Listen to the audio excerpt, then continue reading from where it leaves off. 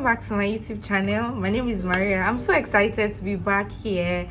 Thanks to everyone that's checked up on me. Thank you guys. I love you. Mwah. Okay, so I'm back now and I would like to talk about my pregnancy and motherhood journey. So yes, your baby girl is somebody's mother now. Yeah, mother of one, yummy mommy of one. My pregnancy journey was smooth. Thanks to God, it was smooth. I didn't have morning sickness. I was not always sick. The only thing was my first trimester, I wasn't able to cook. I wasn't able to stay where anybody was cooking. That was the thing. I didn't vomit. I wasn't spitting and stuff. Then almost at the end of the pregnancy journey, I had chickenpox. Yes, I had chickenpox, and it was really bad. It was all over my body, my head, my face. I had to cut my hair. I was really heartbroken. I wasn't scared for me. I was just scared for my child. But the doctor said that the child was fine and all that. And so when she came, she was the most beautiful baby girl that I had ever seen. So thank God it didn't affect her. When I started attending antenatal classes, there was a hospital I was using, but I wasn't comfortable with the gynecologist there. It wasn't someone that you could express things to, you could tell things and stuff. So I told my husband, I'm like, I need to change this guy. I will not be in labor and somebody will not be shouting at me, because that's how he was. You know, he asked me a question and I didn't know what to say at that point, and he was like, you don't know. You know, all those kind of people. So I'm like, you know what, nah, this is my first child and I don't want any issues. I beg. So my husband was like, I think I was 36 weeks then. My husband was like, is it not too late to change? I said, no, Baba, it's not too late to change. The new hospital was like, madam, you're almost due. Why are you changing hospital? Is there any issue? I said, there's no issue. It's just because I wasn't comfortable with the other gynecologists in the hospital. I wasn't fine with him, so I changed. They were like, okay. So they carried out their own investigation. They saw that everything was fine, and so I proceeded to their own antenatal classes and all that. So when it was time, I started having these contractions, but I still went to work a day before. My husband was like, are you sure you want to go to work? I went to work. At work, the contractions would come. And I started timing it. At that time, it wasn't frequent. When it comes, I'll just act strong so that nobody notices. My husband was worried. He kept on calling. Are you okay? Do you want to go to the hospital? I said, no, leave me. I'm a strong woman. I go, don't worry yourself. So I came back home. I was still having the contractions, you know. I was just going because I've heard a lot of people say when the contractions are not frequent yet, you're going to be in the hospital for long before you have your baby. So I'm like, okay, you know what, let me just stay. If it gets frequent, I'll go to the hospital. So I had these contractions overnight. I did not sleep. This was Tuesday night. I didn't sleep all through. My husband was worried. He was like, at 2 a.m. let's go to the hospital. I said, for what? Don't worry, me, I'm not going to the hospital this midnight till morning we'll go. So he said, okay, but we couldn't sleep, so we started praying. Immediately it was like 6 a.m. I got up. I said, let me be going to the hospital, because it now became really frequent. So I got to the hospital. The nurses checked me and said, madam, you are not ready. I said, okay. They brought me jollof rice. Meanwhile, they already took me to the labor ward. They already changed.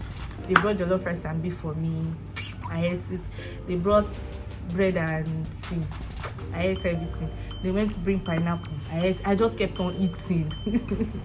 The matron was like, madam, you are not ready. This one, everything is going. Everything.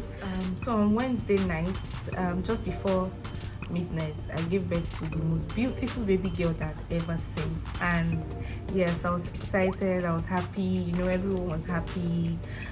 My husband said when they brought the baby out, he wasn't still happy. He just wanted to see me first. Okay, yes, I've seen my baby, but please let me see my wife. So when they wheeled me out of the delivery ward, he was happy. And then the motherhood journey started. It started though. If you were thinking that, pregnancy is the hardest stage, wait for the baby to come. Ojoy,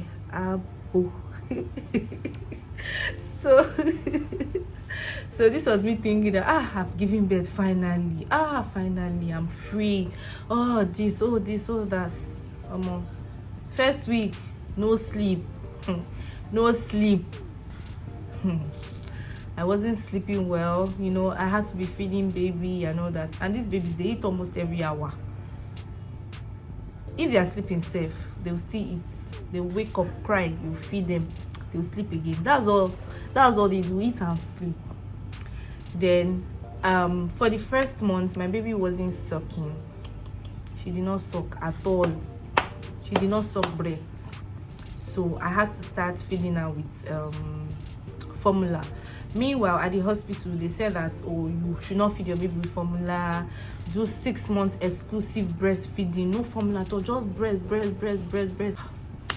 I did not tell them all that I want to give my baby formula, because they will discourage me, and then the pressure will now be on me. So at first it was getting to me that, oh, exclusive breastfeeding, everybody's doing it. The pressure was getting worse, but you know, I had to use my head, and I'm like, come, this baby is not even sucking. So I started expressing, and this expressing thing too, you know. What didn't I buy? Pap. I was drinking pap. Tea. I bought breastfeeding cookies, breastfeeding granola, everything. I was drinking water. I will come, baby. Oh, before how many hours? Baby has finished everything.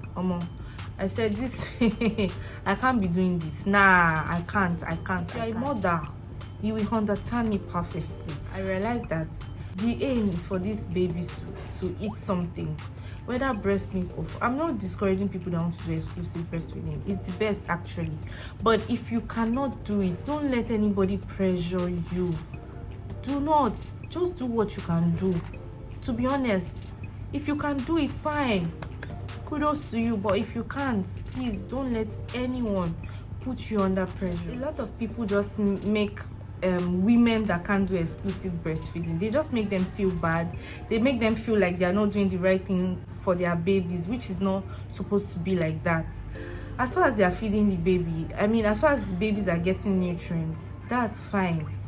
You don't have to make people feel bad because they cannot do exclusive breastfeeding. Me, I'm talking from experience. And then hospital bag, you know, when you start going for antenatal classes, they will write list of what you need to bring when you're about to give birth. Sometimes some people just overbuy things, and I'm like, it's not necessary. Please save the money to buy something else for your baby. You will still need the money, just buy moderately. Don't go and overbuy. Yes, that one too is very important. And any gynecologist that you see, make sure that you are free with the person. You can complain, you know, you can tell them how you feel.